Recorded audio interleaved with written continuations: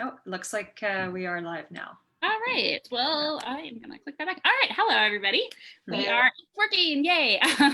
So we're here now with Writers with Wine. And this is our special editor's edition, which is so excited. I'm so excited because I finally get to virtually meet in person my editor, Mari Kesselring from North Star.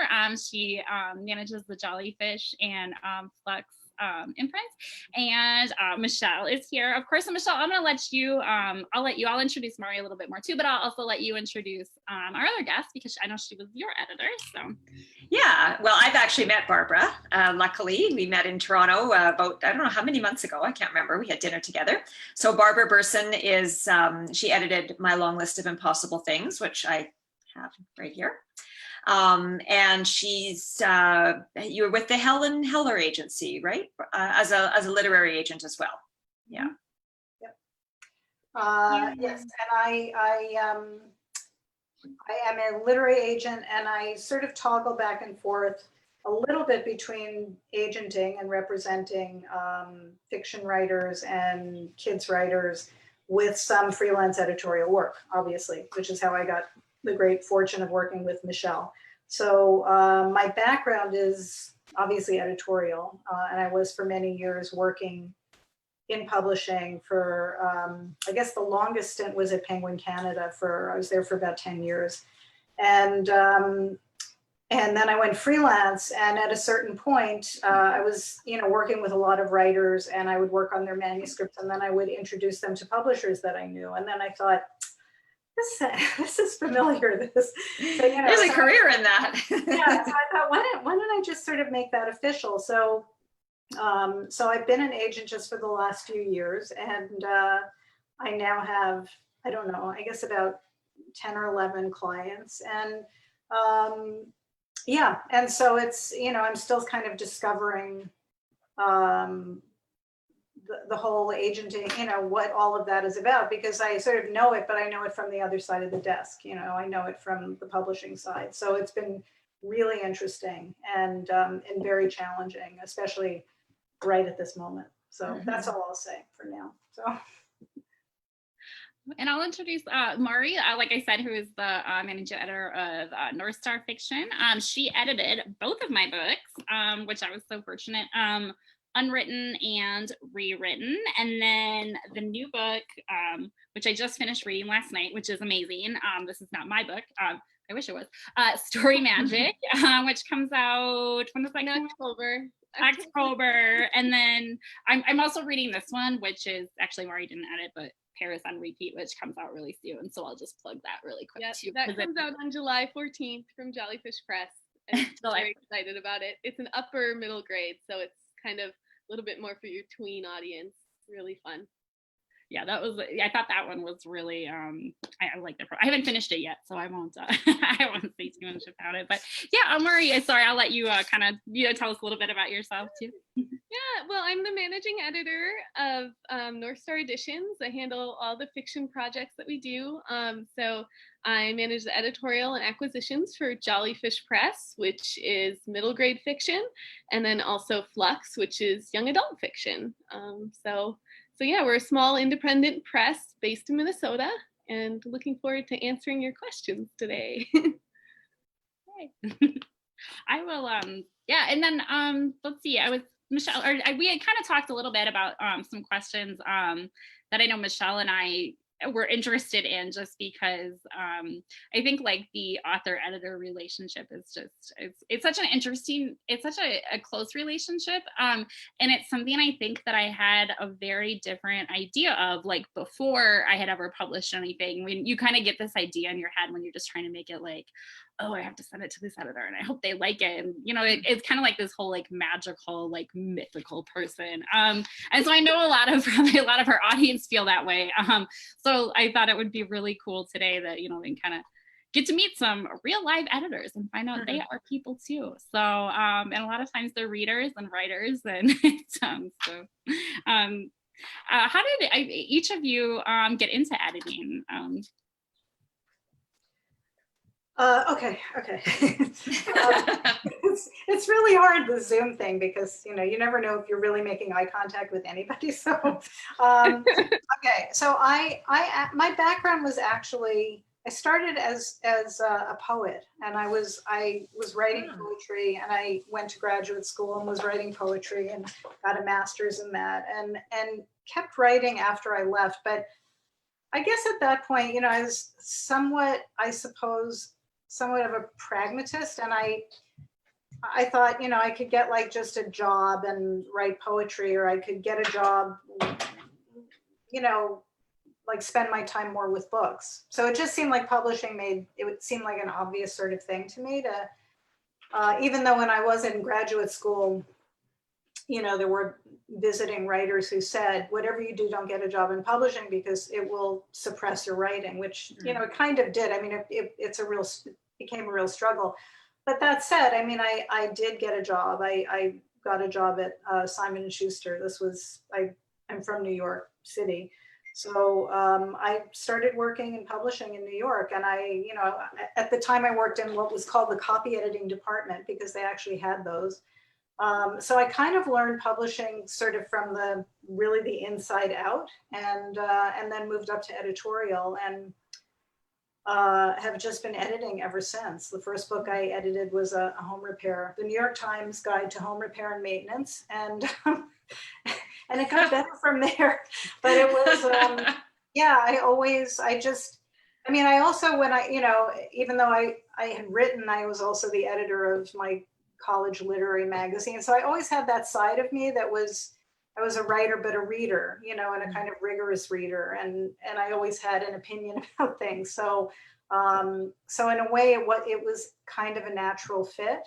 And I think it's in some ways been helpful in my relationships with writers, because I do understand how hard I understand that process, the process, and how challenging it is, and how invisible it really is, to a person outside of it, and all the different ways somebody sits with a blank page or a blank screen. So, so yeah, those are my origins. So, my origin story. Like it. So I started off, well, I'm also a writer, and I wanted to be, I planned to be a writer. So, similar to your story. And I started getting into editing because I was like, well, here's a way that I could work with books and maybe like make money right away, because I was out of college. And I was like, oh, of course, then that took some internships where I got a job. But I worked first in school library publishing on a lot of nonfiction products for kids.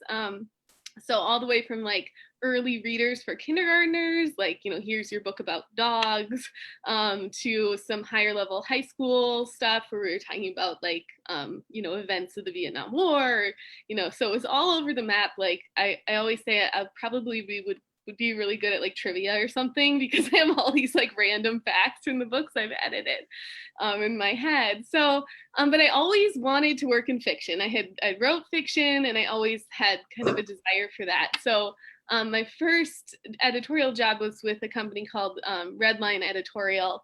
That was a book development company, mostly working with school library publishers. And when I was working there, we started to get a few little fiction projects here and there, mostly still doing nonfiction. And I kind of started to try to insert myself into the fiction and like ask, at that point, I think I was just like an associate editor, and I was like, can I help with the fiction? Do you need any help? I'd be happy to work on this with you, to the editor who had been in charge of it. And she was gracious enough to let me help, which was really great. And then as I kind of moved up the chain there, I got to be kind of the fiction person eventually there. So then I left for a while. I did some freelance work where I did some writing for School Library Market. I did a short like school library based series for chapter book readers called Bridget Gadget, about a girl who's into technology. That was really fun. And then I worked briefly for a publisher that did like textbook kind of style books for early childhood educators. So like activities to do with your preschool class and things like that. So I did that for a little bit. And then I ended up back at Redline Editorial, heading up a new imprint that they were doing that included some fiction. So I did that for a while, and that was again kind of all geared at the school library market. So there was a lot of like high-low fiction, so like books with a really like high interest, but written at a lower level for reluctant readers who were kind of struggling to get into story. So that was really fun because in those kinds of books, things happen really quickly. And I've always kind of carried that with me now as an editor, where I want there to be development, but I want the story to move. It's always like my thing. So I did that for a while, and then actually was out on maternity leave. And I got a call. It was like I had like 2 weeks left, and I got a call from my boss at the time, and just saying, "Hey, we're gonna head up this. We're purchasing this this company, this imprint Flux, from its former owner, and we'd like you to come on, when you get back and be the managing editor of fiction." And I was like, what? I was so excited. It was just the absolute best. So now 4 years later, we started out with Flux. So North Star is kind of a company that was created to look for opportunities in publishing in the trade area mainly. And so we got Flux on board, and that was in July of 2016. And so then I came on jumping right into acquisitions and things like that. And then in that October, we ended up acquiring Jollyfish Press from its previous owners. And I had the great opportunity of working with a lot of the editors from Jollyfish that came along, and that was just fantastic. There's so much talent there. And yeah, so now 4 years later, and right now, Flux publishes about 5 books per season, 4 to 5, and Jollyfish Press is around 3 to 4, and we're still doing it, and it's great. Well, I'm quite interested in the author-editor relationship as well, because I sort of wonder with you guys what your process is. Like, what happens if you got an author who was just sort of a nightmare? I mean, has it ever happened, and what would you do? That's a good question. Sarah? No, I'm just No way, you're awesome. No, honestly, I've worked with a lot of authors, and a lot of the authors that I worked with when I was working on more school library projects, those were contracted authors. So we would come to them with a book idea, and then they would sign on to write the book. And in that situation, per their contract, we have final editorial say on everything that goes in the book. So they kind of relinquish that.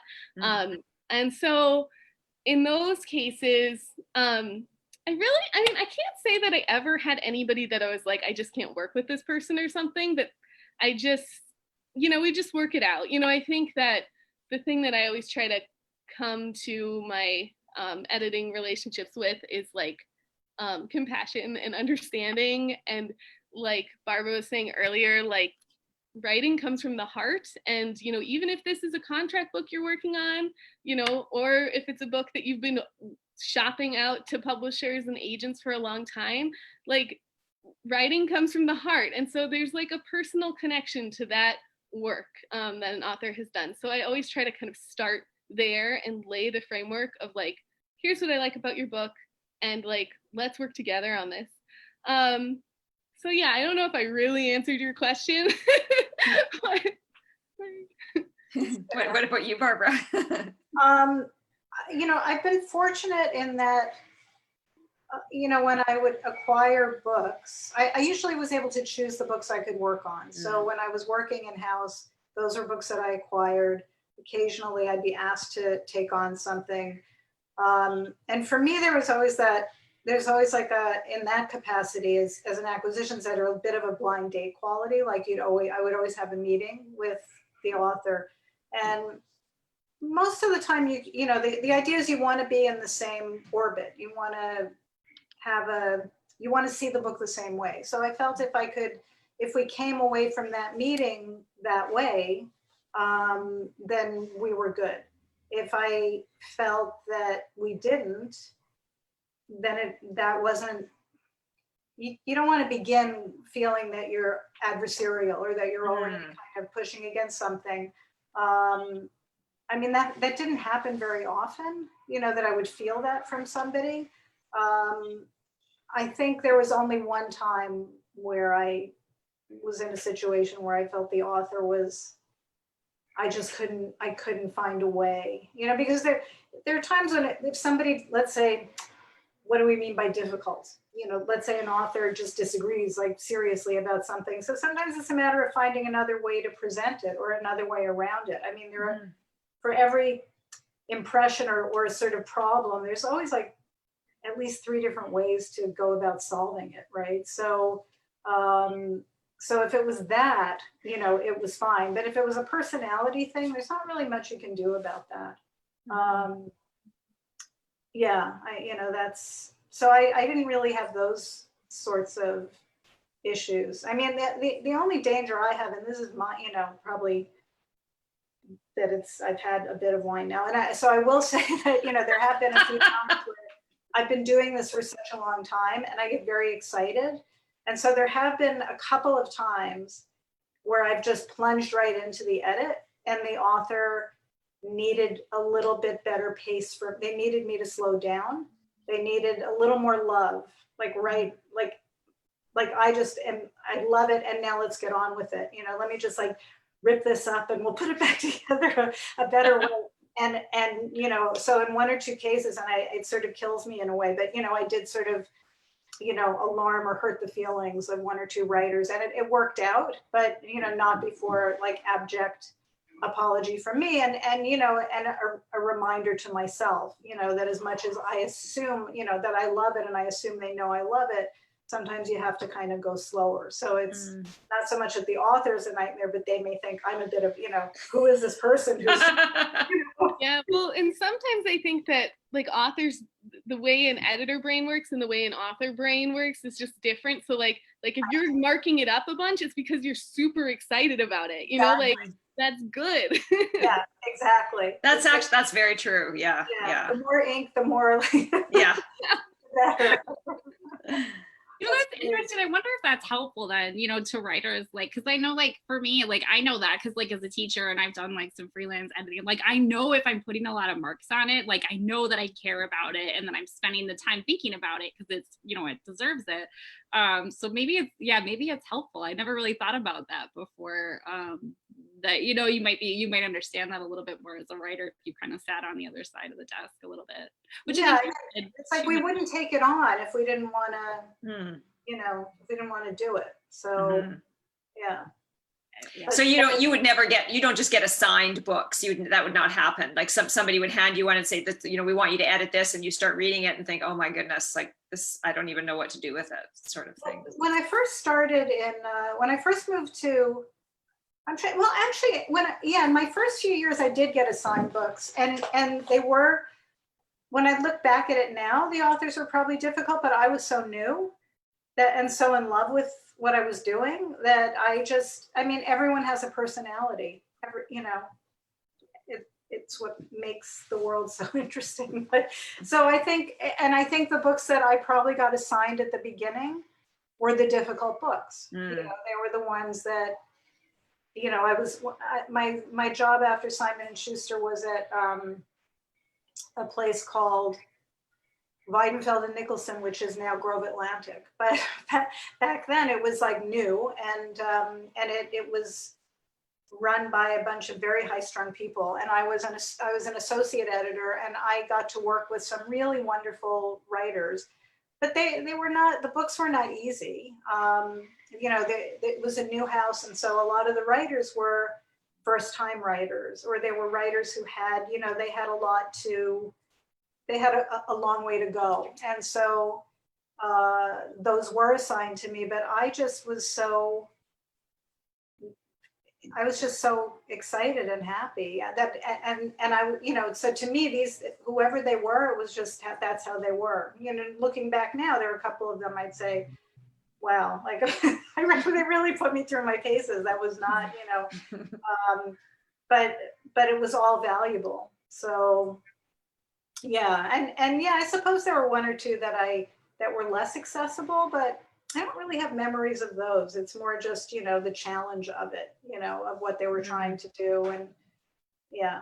So I guess I was lucky, or I just had a good attitude about it.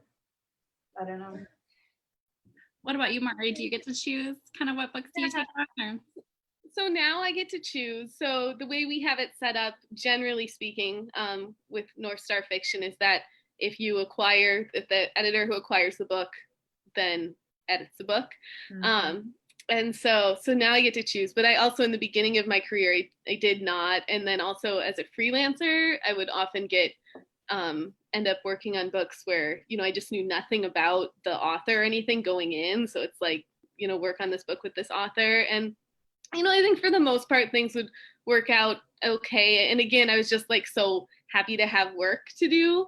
But yeah, that is the more of the challenge, is when like you go in blind and you don't know, and it's like, okay, well, like I hope, it can like take a lot of work. And especially like I've worked on some projects where the authors weren't writers before. So, in nonfiction and some, so as a freelancer. And so in those situations, it's sort of like you're really working on a structural level, and you're really trying to, it's a very careful balance, because I feel like for someone who's first writing a book for the very first time, and maybe they don't feel that strong in their writing ability yet, and so I always try to employ like what I call the compliment sandwich, which Terry, now you're probably gonna be like, she totally did it to me. Where like I start with like something nice, and then like in the middle, like here's and then I end with like a positive, because it's just the right thing to do, right? So that's yeah. fun. That's a very polite way of calling. I have a different name for that sandwich. You guys know about this? Yes, the secret is out. The secret has been out for a long time. I had one of my editing clients one time told me, she's like, I knew you were going to say lots of bad stuff because you went on for 3 pages about how much you liked stuff. Oh my God. Like, I knew it was coming.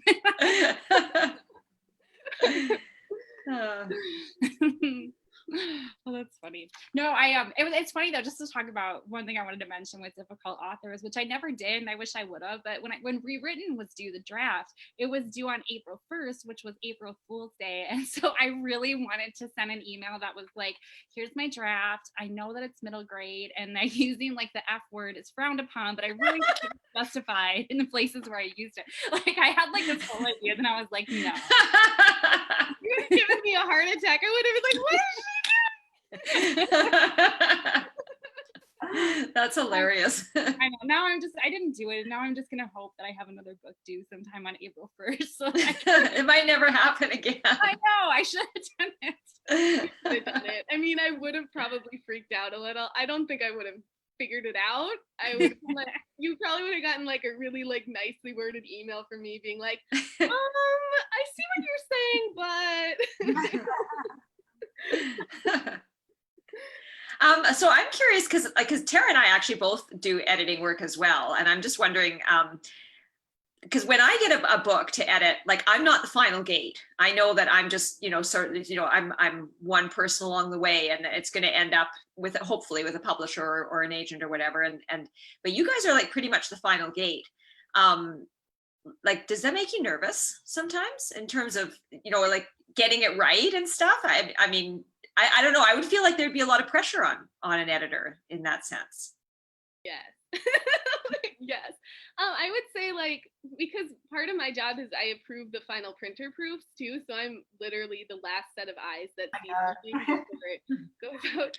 So like, I would say like now I don't really get nervous, but in the past, especially when I first came on working in trade fiction, which is so different from school library, because it's like you're working with an author who has spent, possibly years on this book, and like now it's going to the printer, and you're printing a high print run, and you're like, if anything is wrong in this, that's not good, So I definitely like the first book that I had to approve proofs for Flux, like I had nightmares for like weeks before the book came in, and everything was fine. But it's like you just kind of, just like anything else, like you eventually get used to it. But yeah, it's a big responsibility, you know, because you want that book to be right, and you want it to be right for the author, you want it to be right for the publisher, for the reader. Yeah. Yeah. Well, for sure, I remember, you know, how I would feel when I was waiting for the reviews, you know, on something back when I was, you know, an acquisitions editor, and it was just, you know, I'd hear the review was going to be in, you know, who's reviewing it and what. So yeah, I mean, but there's, and you always feel like, and I know the author always feels this too, that they can always do more. You know, there's always a little bit more that they can do, but yeah, I mean, it is challenging. I mean, now as an agent, I face a different challenge, which is just that I'm very editorial, but I'm not the last word. So, and for me, it's learning how to restrain myself, you know, because how to take it so far, but not all the way, because I don't have to, and I shouldn't, you know, so that's been like the biggest challenge for me, is knowing when to just stop, getting my hands all over it and saying, okay, this is really ready for somebody else's eyes, you know, who will know what to do with it. So, but yeah, it was, and I would think looking at printers proofs, oh my God, that would be, very, to go all the way is yeah, that's a lot of pressure, but it was always exciting too, right? Like when it goes off, it's the best feeling. Well, actually, the best feeling is when the book comes in and you get to hold it, and you're like, a dream. It's, yeah, because I think by the time that the book comes out, it's like, it's not just the authors anymore, right? Like I always like, it's like the author always gets their name on it, but by the time they come out, it's like, it's such a group project, I think. Right. It really is. Yeah, I completely agree with you on that. That's, yeah. Right. Oh, Michelle, you're always my first reader. I was just checking to look to see if we had any questions in our Facebook stream. We don't have any questions yet, but I just was going to encourage people, if they do have questions, to post them in the comments, because we are happy to answer them. I was wondering, because I know probably something that a lot of people that are interested in, you know, especially if writers are watching, is kind of, you know, that acquisitions process. Like, I wonder if you guys could just speak a little bit more about your process and how you go about it, what you like to see in a manuscript, what makes you want to keep reading. And I guess I should start with, but you want to go first? I don't care. Okay. Well, okay, so that's a couple things in that question, but I think the first thing is, like, sometimes I think that people think like it's just me, like, behind the computer being like, yes, no, you know, it's not me, just me. So the acquisition process, I mean, I think it works differently at every publisher. For Flex and Jellyfish Press, we have a whole team, which includes like marketing and sales, who helps make the decision on acquisitions. And so we actually have twofold meetings. The first meeting is just to talk about the content of the book. So we try to like not even touch like marketing or anything like that, and just like talk about like the book as it is. And then if we pass that phase, then we go into phase 2, where we talk about the marketing and we talk about the budget and all those kinds of things, and what we think our print run would be and all that kind of stuff. So a lot goes into it, you know. I think, you know, also like if we're starting all the way from query to getting a full, then, you know, moving on. So it can be a really long process, you know, depending on how long that takes. Do you buy things, excuse me, do you buy things on like on a proposal or a partial? The only time we do that is when it's like a series or a sequel. Right now, we haven't really. We've just mostly gone for full manuscripts in the past, just because we get so much, and we like to see the whole thing. Yeah, so we don't accept partials right now, but yeah. And I would say, like, in terms of like what we're looking for as a small independent press, it can be challenging because we are competing against like the big guys, in some way, and they have a lot more resources than we do. And so we try to focus on books that are going to be unique to the market. So, I think that, we can go along with trends, but then we always want to have something that's like, that's different. So, a great example is Tara's books. I think there's a lot of books about, there's some books about characters who go into stories or involved in fairy tales in some way. And in Unwritten, there's a twist, which I'm not going to say because I don't want to give it up, about how the main character fits into her story. That is really unique and not exactly what you would be expecting. So we try to find books like that kind of challenge expectations and take things a little bit further. So it's like, well, it looks like this book, but actually there's this other part, so that kind of like, it's like this, but not. So yeah, so that's really what we try to look for so that we can stand out in the market and we can be like, this isn't just like The Fault in Our Stars, or, this is that plus this other thing you've never seen, so that's how we try to stand out. And so that's the kind of thing that we look for when we're looking at acquisition. So it's not just going to be the run of the mill, like contemporary romance or something. It's got to have like a punch to it. And it's got to be a big one for us. So. Do you do a lot of like genre mashing then? I know that's something I've been seeing a little more of lately that I like. But. Yeah, definitely. I would say so. We also do, we make an effort to try to publish a lot of own voices authors, especially in Flux. We just happen to get more of that type of book. And so we do try to make an effort on that. And a lot of times those are really unique stories that aren't really being told. And so that's something we're really passionate about as well. I know, I love that new series that you published, and now the name is gonna fail me, but I know it was kind of like the Dear America series, but it was the Untold. Oh, yeah. Stories, right? I Am America. Yep. Yeah, and it's looking at kind of untold stories in history, some of which that was a contracted series that we did, so we came up with the ideas and hired authors to write to those ideas. And so but it was a really interesting and fun opportunity because we started to look into historical topics from perspectives that we didn't learn in school. And so it's been really eye-opening just for even the editorial staff to be like learning this. And then, we'd like to then pass that on to the reader, and then they get the chance to learn something that they are not taught but should be. Great. It's amazing how much that, the kids aren't, or I should say that at least we did, that we missed in school. It's mind-blowing. What about you, Barbara? How does your acquisition process work? As an agent, or as a freelance editor, because I know you've done, well, I mean, as a freelance editor, it's really a combination of, it's whether I think I can help the writer, like that. I feel like if I'm going to take something on as a freelance editor, the level of the writing has to be something I can work with, because I feel like there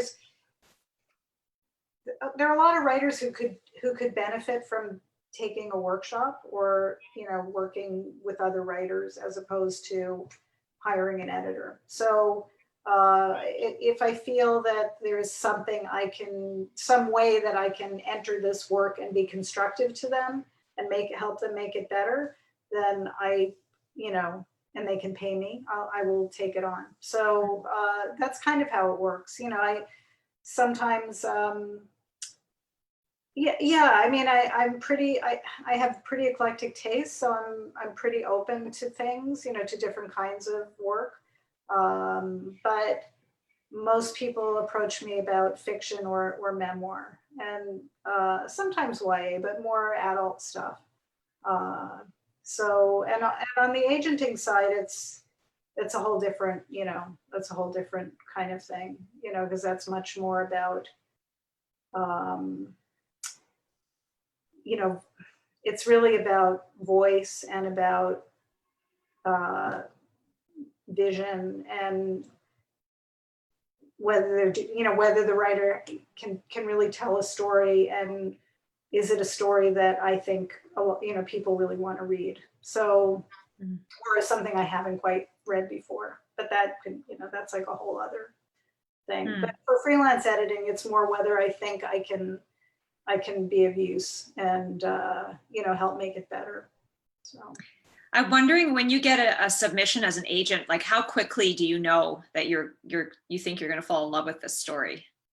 Pretty fast. I mean, I've learned to be a little more patient about it because I know that it can take time, but I've always been like, if something doesn't grab me in the first couple of pages, I will often just skip like all the way to the end, just to see like what it looks like at that side, on that side of it. And if I am like surprised, I'll go back. Mhm. And sometimes I should go a little farther. I've gotten better at sort of waiting a little bit longer. But what I do find, and maybe it's because I got spoiled, as an editor reading agented submissions, is, like as an agent, I get a lot of things that are just really raw, just really so unfinished. And so it requires patience and really, I don't have, but I'm also inundated all the time. So it's like my patient, how much Mhm. patience it's like I have to balance it with time management. So, um, but I do know pretty quickly, like I feel like, within a couple of paragraphs or maybe 2 pages, I feel like, okay, this is something's happening here. So, Hmm. and again, that's, it's usually voice. I feel like I'm somebody's pulling me in and not letting me go, or I can see, I feel something about what they're saying or what they're showing me. And sometimes it's just also the kind of story it is, if it's I like I also like sort of not so much mashing up genre, but I really like to be surprised, so I mean, everyone, right? We all do when, as an editor, it's sort of like that's what you want, is to feel like, oh, I haven't seen this before, and this is really something. So I do like when things are unafraid, there's like a certain amount of risk taking one way or another. I think that can be really interesting if it serves the story, not just to be sort of different. Um, but yeah, I mean, and I also look to see, the query letter is important, in terms of just giving me the information that I need to even get me to just, like, where has the person been published? Um, you know, just anything about, any kind of stuff about them that would predispose me to want to, read. Mhm. So yeah, so but I get so many submissions a day, or a week or whatever. It's just, sometimes I feel like, I don't know what I like. I don't know. It's all too much for me. But yeah, I mean, so many writers.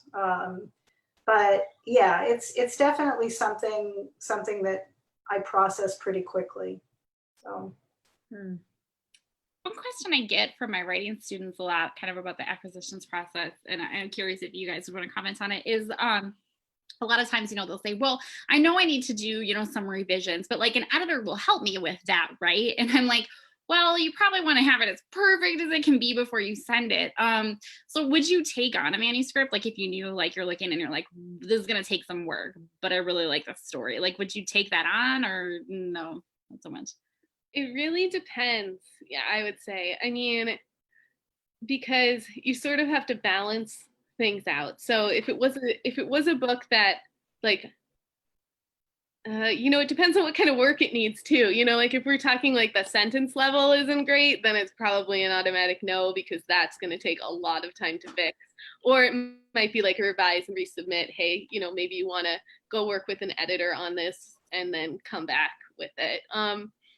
And yeah, but I think occasionally I would take something on if it's like, if there's just some structural changes that need to happen, but I feel like we can do it.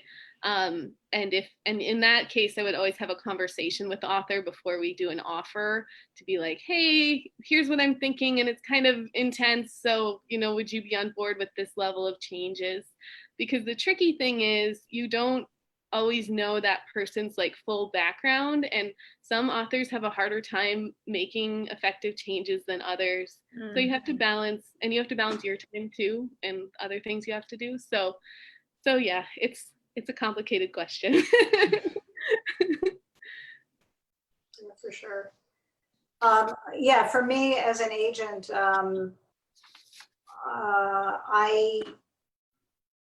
it's a bit of a risk assessment. You know, I think when I read something, sometimes I'll have a conversation and I'll say, you know, where I feel like the book needs, I really see where it could go and it's not anywhere near there. And if the writer, you know, if I will have that conversation if I really like it enough to have it. And if they are willing and open, I may sign them.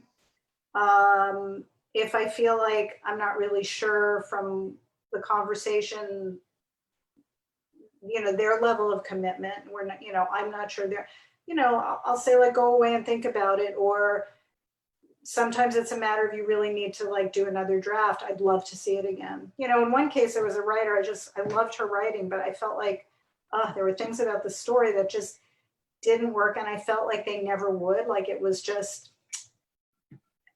just wasn't, and yet I had a lot of respect for it. It just wasn't for me. I just didn't love it, but I felt like somebody probably would, but it wasn't quite, and I told her that. I just said like, it's, you know, I think like your writing is so great. And this story just, like, I have a lot of respect for it. I'm just not in love with it. And she said, you know, can I bring you something else like down the road? And I said, absolutely. Because, you know, there may be another story that just hits me differently. So, so it's all, you know, each one is just different, you know, but it all comes down to like that conversation and also that, yeah, like how much risk you want to assume and how much work you want it to be. So. Yeah, and I think I read this like Publishers Weekly article, and I'm going to quote someone from it, but I don't know who it was. So I'm sorry if you're out there and I'm quoting you. But it was either an author or an agent or an editor who said that like when they're making a decision on a manuscript, they have to decide if they want to be in a committed relationship with the manuscript or if it's just a crush. I've used that for so many editors I work with as they're trying to learn how to, you know, make these decisions, and for myself, it's like, that is just the best. Like, do you want to be in a committed relationship with this manuscript, or, you know, you're just gonna, I don't know, you know, it's cute, but I don't know, you know? I think writers go through that too. I mean, when we start working on a book, right? Because it seems like it's a great idea, and then you start thinking, like, are we really going to go the whole way with this, or maybe we should just say goodbye right now? Yeah. Oh wow, I never thought of that. I have like so many like 3-month relationships with books that are like 400 pages, like, and I still think about them sometimes, but I haven't, you know, not enough that I picked them back up and jumped into that relationship. Exactly. I've worked with writers where like a manuscript, like it's got such a thorny, difficult problem, and then I've had writers just turn to me and say, should I just like toss it and start again? And I'm always like, wait, what? And it's kind of amazing to me, because I do think on some level, it's like, you know, I'm sort of shocked by it when writers say it, but I also, part of me, it's so great to think, not great, there's something about being able to say, okay, it's just not working. I mean, they may be frustrated, but they also may just say, look, this may not work. And I can, you know, there are other stories, or there are other ways to do it, or something like that. So, no, that's interesting though, that you can have these short-term, like, yeah, just ditch it. It's tough to know though. It's tough to know, you know, when it's time to ditch something, or when you really have to, sort of settle in. How do you know? I mean, I had to throw out, you read Longlist, and I had to throw that manuscript out early on and start over again. And that was horrible. And I think the only reason why I stayed in that relationship is because Canada Council was behind it. I didn't want to let them down. Otherwise, I might have walked away. Wow. I've gotten better at it now, I think. Staying with it. Staying with it. Yeah, I think you know, when you first start writing, I think there's that whole like you don't quite have the confidence in yourself that you actually can finish a whole novel. So it's really easy to put it away. And I think once you've finished a couple, then you're like, oh, that's all right. I can get to the end of this. You know, I'll do it. I'll get to the end of the first draft at least. And maybe I won't revise it. I'll ditch it after that point. But it is hard to know because Tara, you must have a few in your drawer like that just are they're finished and they're sitting there and you just think I don't even want to see you again. I don't want to look at you. Like I can't do it because I know I do. I have a few that I just realized I had to cut the ties. It was over and you know that was the end. So but I try not to do that because I think that can become a really bad habit that you end up you know never finishing anything and that's Right. not good either. So Still look back on them with fondness. They're learning manuscripts, even if I will not burden the world with them. I still have them. I still have them for me.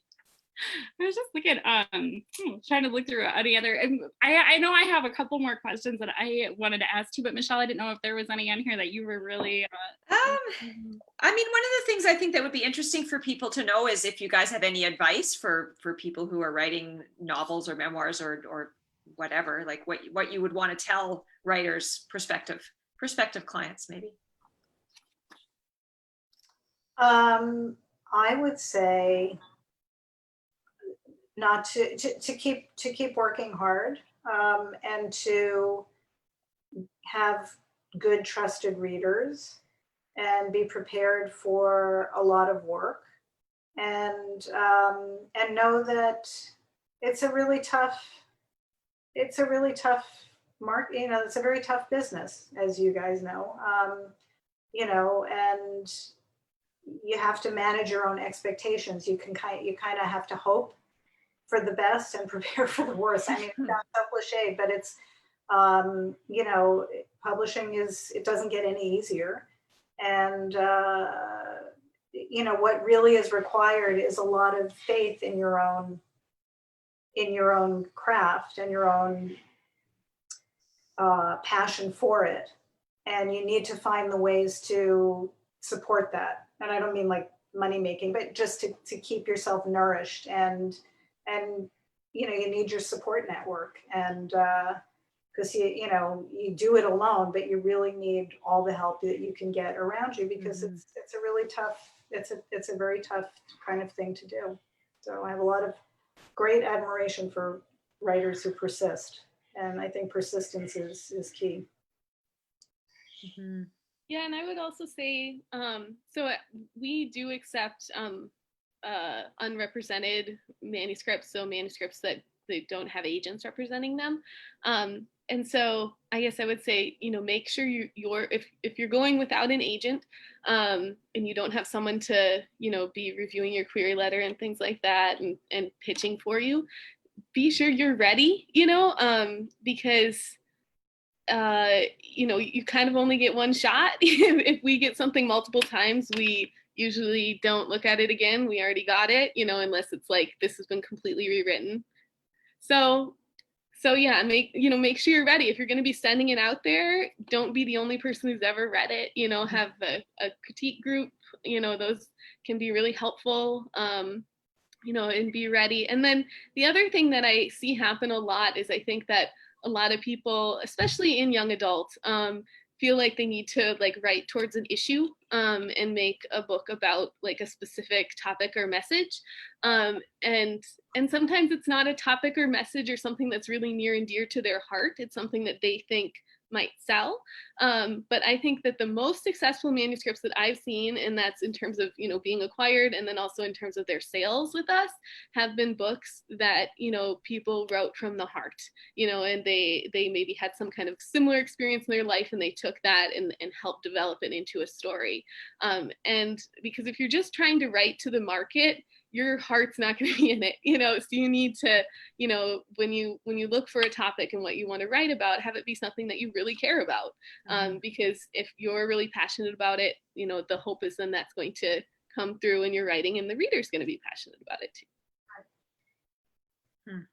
I see that a lot with my writing students, especially because I'll teach like a writing for children book. And I see that like that whole approach is a little bit different than in the adult market where people will start out like, I want to write a book that teaches kids about, and I'm like, no. So I'm always like, if there's going to be like a theme, like let it emerge naturally and don't know what it is when you start writing. Like by the end of the first draft, then you can figure out what your message or your theme is, but please don't start there at least. I don't know. Have you run into that when you edit or teach, Michelle, or? Oh yeah. Oh my goodness. When I edit, for sure. Yeah. It's the message is in big capital letters, it's like, no. We don't tell readers what to think is usually what I say, is like, allow us to get there on our own.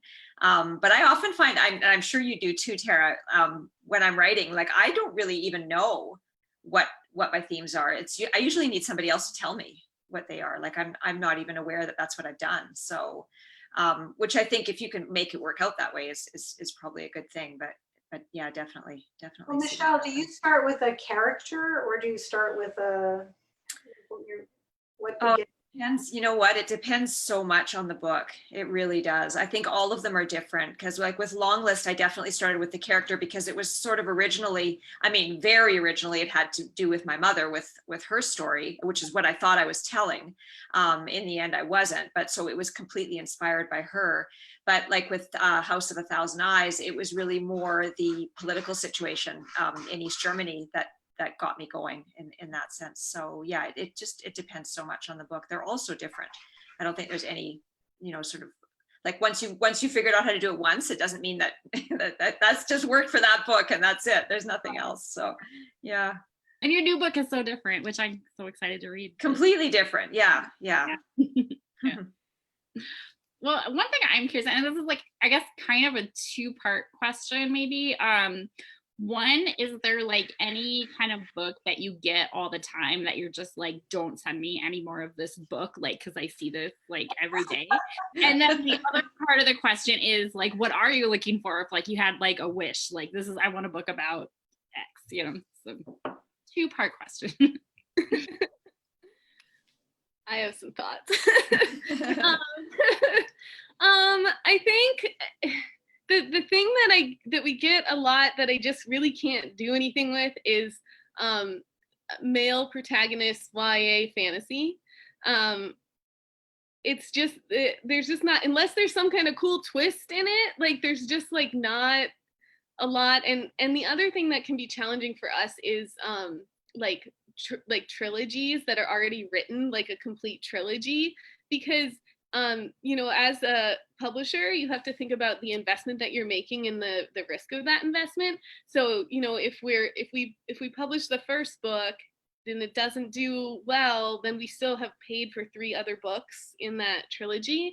And so it would have to like blow us away big time. And the other thing is, you always know that the second book, in most cases for an independent publisher, the second book in a trilogy is going to sell a little bit less than the first book, and then the third. And so unless you like really hit it, and so it can be a kind of a big challenge for us. So a lot of times when I get books that are even like set up as trilogies, it gives me a little bit of a pause. Like I kind of have to think about it. I have to really love that first book. And then sometimes there's a discussion about like, well, could this be a duology? Could this be 2 books? Because then the risk kind of lessens for us.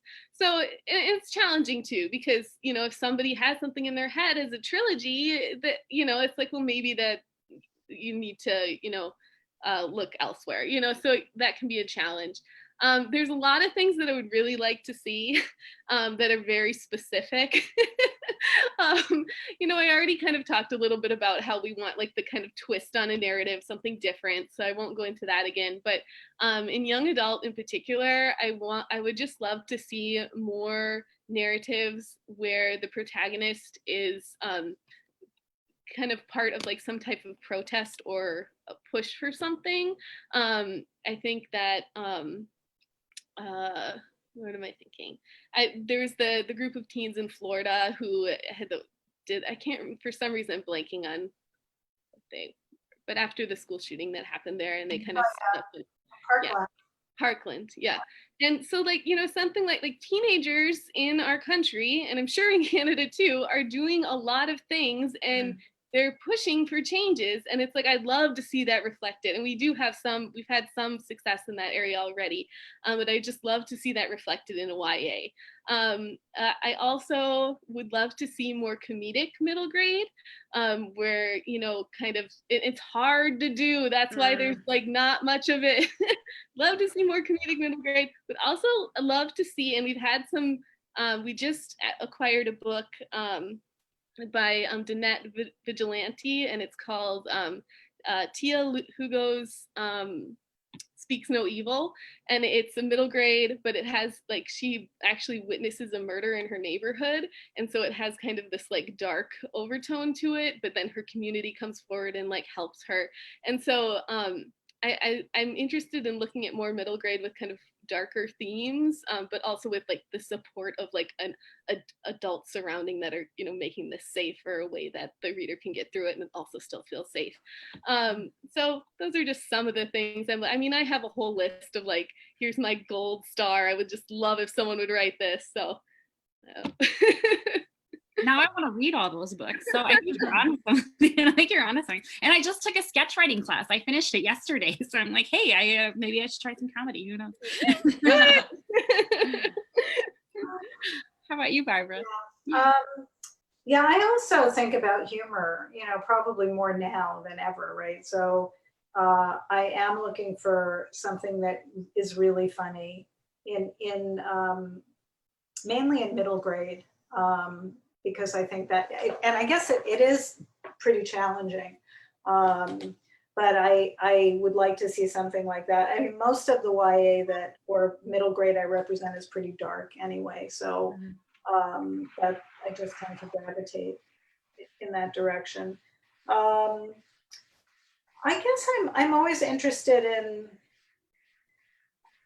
I really like you know, novels that have a lot of story drive, but I'm always interested in different ways of telling a story. So I do like things that, I mean, unfortunately I get things that say, oh, you like genre bending things. And I'm really sorry I ever said that, because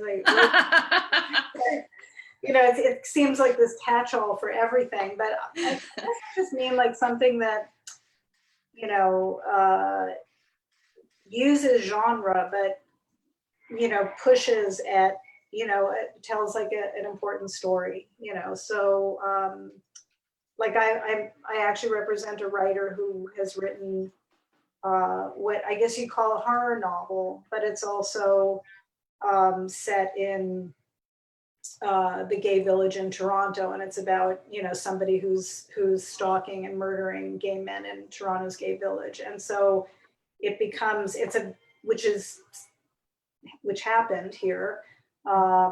He had already been writing this story when that all happened. But so the novel has this extra kind of resonance to it, and it sort of reads as horror, but it also reads as something more than that, because it's interspersed with like sort of personal essays by this narrator. And so it's, I don't know, it just pushes boundaries in ways that I really find, I don't know if I'd say it's transgressive, it's just really interesting to me. And I just hadn't read anything quite like that. So I'm not a horror agent, but I really like when books come out of that, you know, like they sort of dip into, you know, I dip into what they're doing and they dip into what I do, which is, you know, I like, the writing is great, and he's got story drive and he's got a great voice and his writing is sublime. So, you know, that kind of thing is, so I, you know, I'm just always looking for great writing and that voice and that kind of story thing. I mean, the story doesn't always work, but if the drive is there and the voice is there, it's just unmistakable. So what am I looking for? I don't know. I guess more of that. And yeah, like middle grade stuff, I'm kind of interested in, because that also seems to be growing more than I think YA is right now. So I'm not sure. You could tell me that, Mari, if that's true. Yeah, I've felt that and heard that. You know, I've seen that too. I mean, I think there's always going to be YA, but I think YA has gotten more and more kind of progressive, and so I think that some younger YA readers who maybe aren't ready for that level are kind of falling back into middle grade a little, and more, adults are reading YA, and I think more adults are reading middle grade too, actually. That's just the sense I've been getting.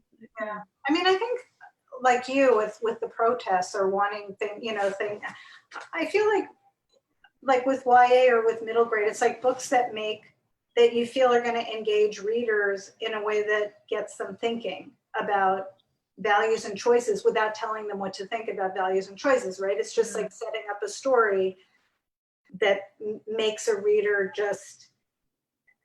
it confronts them with something, or it just pulls them into something. Or brings them to a different experience, that they're not familiar with. Yeah, like I'm also working on a YA.